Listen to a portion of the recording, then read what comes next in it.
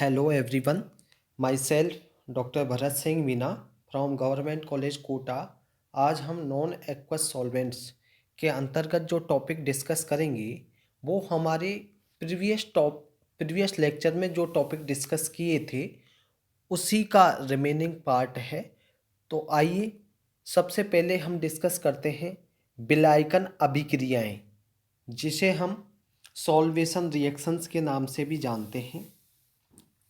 विलेय पदार्थ के कण, कण मीन्स धनायन, ऋणायन अथवा उदासीन अणु।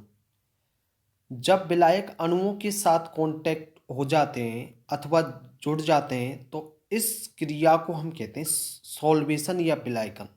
ध्यान दें, विलायक अणुओं के साथ संबंध हो जाते हैं क्या, विलेय पदार्थ के कण या जुड़ जाते हैं तो इस क्रिया को ही हम क्या कहेंगे, सॉल्वेशन या विलायकन कहेंगे।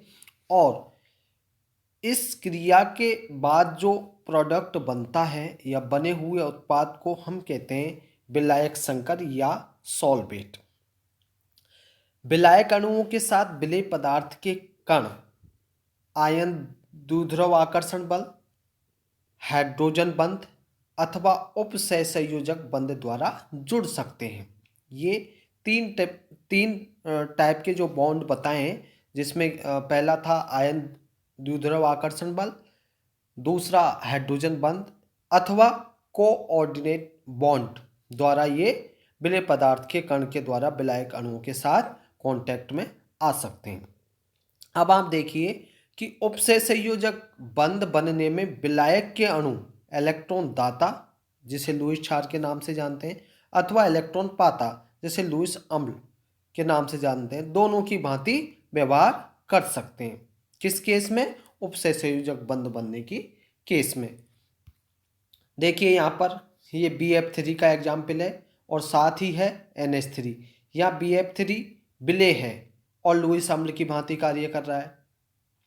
NH3 विलायक है, लुईस क्षार की भांति कार्य कर रहा है और इन दोनों के द्वारा जो प्रोडक्ट बन रहा है वो है विलायक संकर और ये है अमोनेट।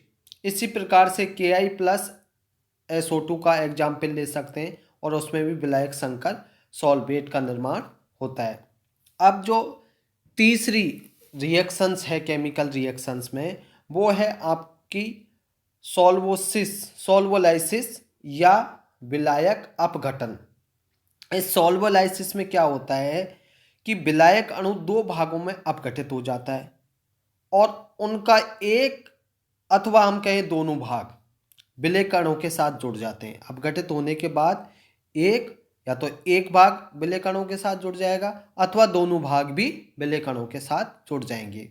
और इन अपक्रियाओं में क्या होगा, विलायक के धनायन अथवा ऋणायन में से किसी एक की क्या बढ़ जाएगी, कंसंट्रेशन बढ़ जाएगी या सांद्रता बढ़ जाएगी। जिससे क्या होगा, सांद्रता बढ़ने से विलायक के स्वतः आयनन की पुष्टि होती है।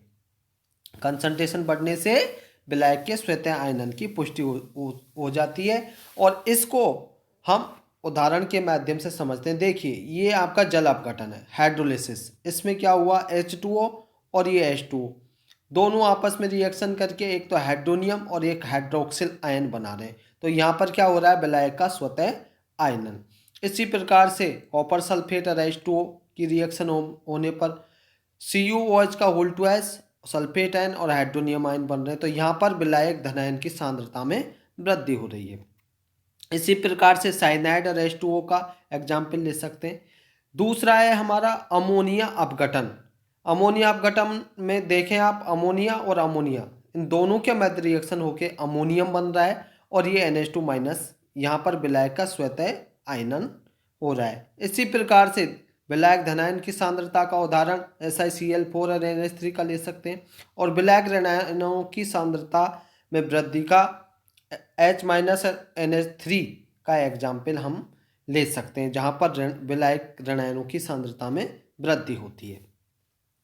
चौथा जो रिएक्शन का टाइप है वो है आपका विनिमय अथवा अवक्षेपण अभिक्रियाएं, जैसे हम प्रेसिपिटेशन रिएक्शंस के नाम से भी जानते हैं। इस प्रकार की रिएक्शंस में क्या होगा, कि 2 विलयनों को परस्पर मिलाने से, कितने विलयन होंगे? 2 विलयन होंगे, और उनको आपस में मिलाने से उनके आयनों के मध्य क्या होगा? एक्सचेंज होगा, और एक्सचेंज होने से कोई पदार्थ प्रेसिपिटेट हो जाएगा। और कौन सा पदार्थ प्रेसिपिटेट होगा? यह विलायक में उत्पाद पदार्थ की विलेयता पर निर्भर करेगा। पदार्थों की विलेयता उनके आयनों की विलायकन ऊर्जा पर निर्भर करेगी। उदाहरण के माध्यम से और अपन समझने का प्रयास करते हैं। यहाँ देखें, ये सिल्वर नाइट्रेट है, AgNO3, और बेरियम क्लोराइड BaCl2 के जलीय विलयनों को मिलाने से सिल्वर क्लोराइड का अवक्षेपण या प्रेसिपिटेशन होता है। और दूसरा उदाहरण लें, जबकि द्रव अमोनिया में सिल्वर क्लोराइड और बेरियम नाइट्रेट के विलयनों को मिलाने से क्या होगा? बेरियम क्लोराइड का प्रेसिपिटेशन होगा।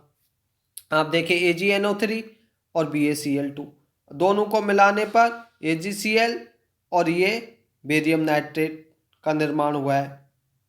इसी प्रकार से यहाँ बेरियम नाइट्रेट और AgCl और द्रव अमोनिया में किसका निर्माण हो रहा है? बेरियम क्लोराइड प्रेसिपिटेशन के रूप में प्राप्त हो रहा है। लास्ट जो हमारा इन रिएक्शंस में टाइप है वो है ऑक्सीकरण अपचयन अथवा रिडॉक्स अभिक्रियाएं, जिसे हम कह सकते हैं ऑक्सीडेशन रिडक्शन और रिडॉक्स रिएक्शंस। इसमें क्या होता है कि एक पदार्थ का तो ऑक्सीकरण होगा। जब एक पदार्थ का ऑक्सीकरण हो रहा है तो निश्चित रूप से क्या होगा? दूसरे पदार्थ का अपचयन होगा।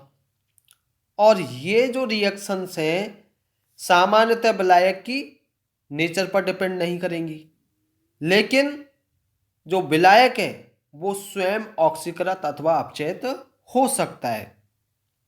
निश्चित नहीं है होगा, लेकिन विलायक स्वयं भी ऑक्सीकृत अथवा अपचयित हो सकता है। उदाहरण देखें, जल का आसानी से अपचयन हो जाना। वे अपचायक पदार्थ जिनके इलेक्ट्रोड विभव के मान इलेक्ट्रोड विभव श्रेणी में हाइड्रोजन से ऊपर हों, उनका उपयोग जलीय माध्यम में नहीं किया जा सकता। और जलीय माध्यम में तीव्र ऑक्सीकारकों के उपयोग में कोई बाधा नहीं होती।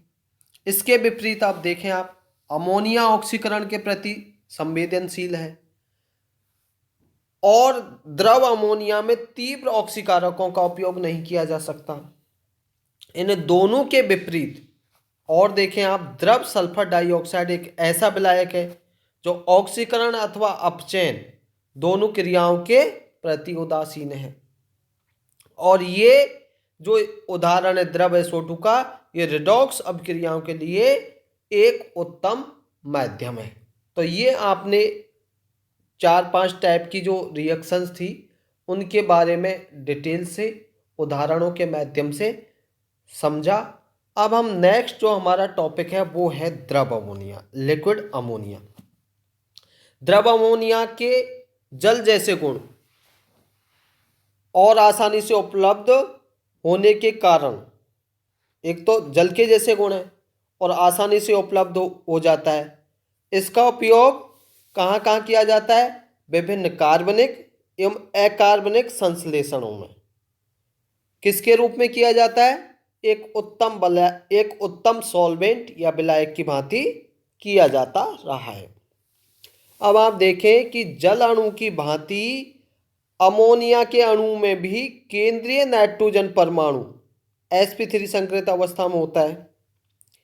इसके 4 sp3 कक्षकों में से 3 के साथ हाइड्रोजन परमाणु जुड़े रहते हैं, जबकि चौथे कक्षक के पास क्या होगा?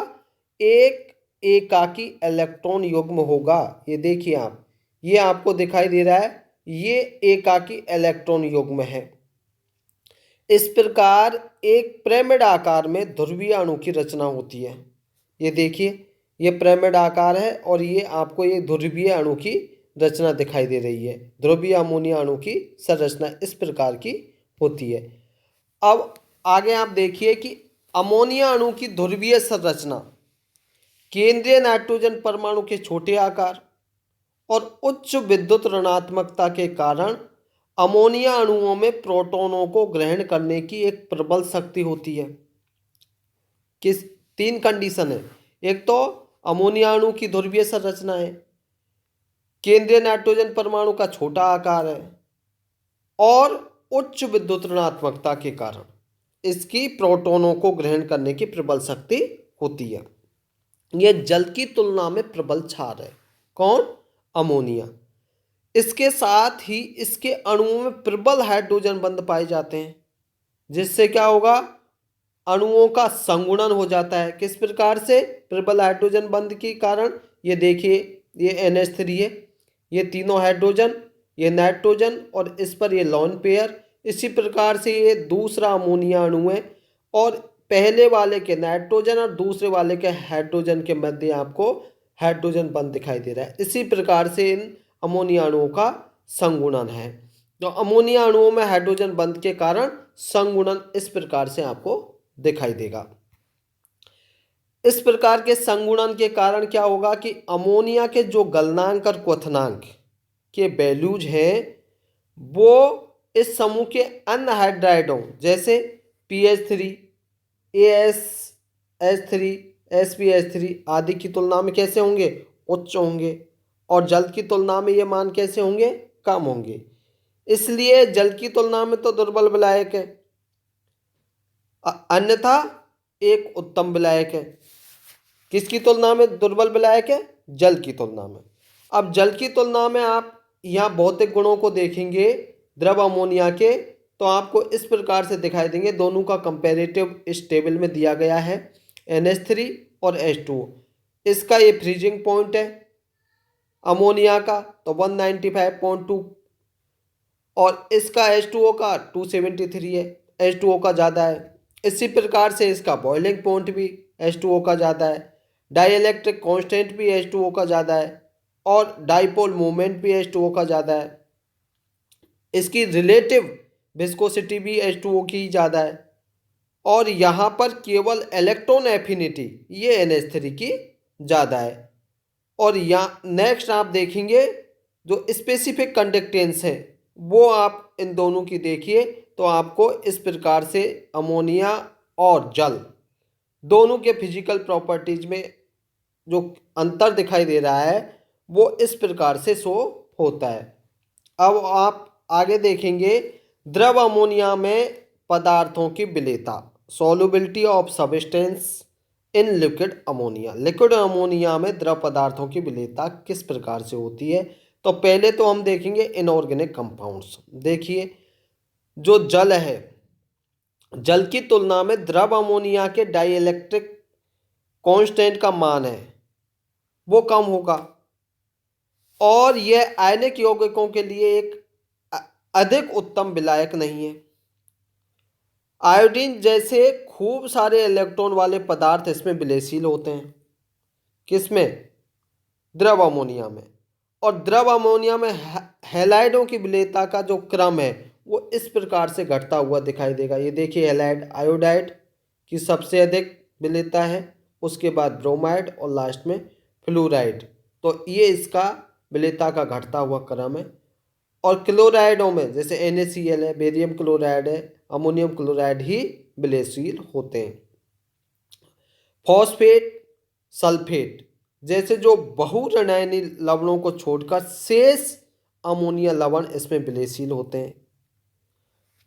क्षार धातुओं के एमाइडों को छोड़कर समस्त शेष धात्विक एमाइड द्रव अमोनिया में अबिलय हैं।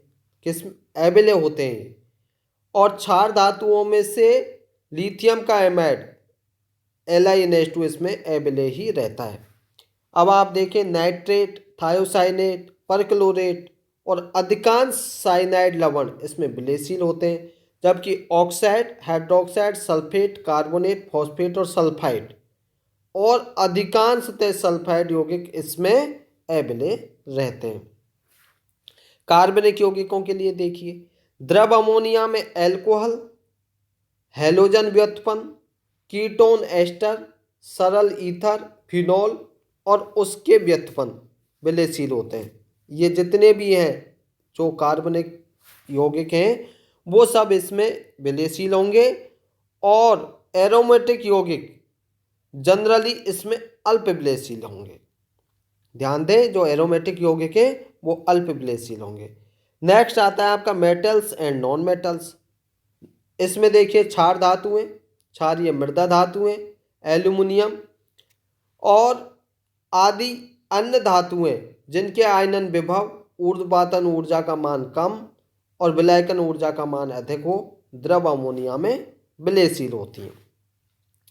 और आगे देखिए आप, फास्फोरस है, सल्फर है, आयोडीन है, जैसे अधात्विक तत्व इसके लिए क्रिया करके इसमें घुल जाते हैं।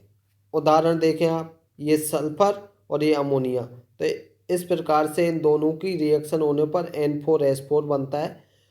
और द्रव अमोनिया का स्वतः आयनन, द्रव अमोनिया का स्वतः आयनन किस प्रकार से होता है? शुद्ध अवस्था में द्रव अमोनिया का स्वतः आयनन होता है, किस किस में होगा? अमोनियम और एमाइड आयन बनते हैं। देखिए NH3 + NH3, तो ये अमोनियम बना और ये एमाइड बना। लेकिन इसके आयनन की मात्रा जल के स्वतः आयनन की तुलना में कैसी होगी? कम होगी।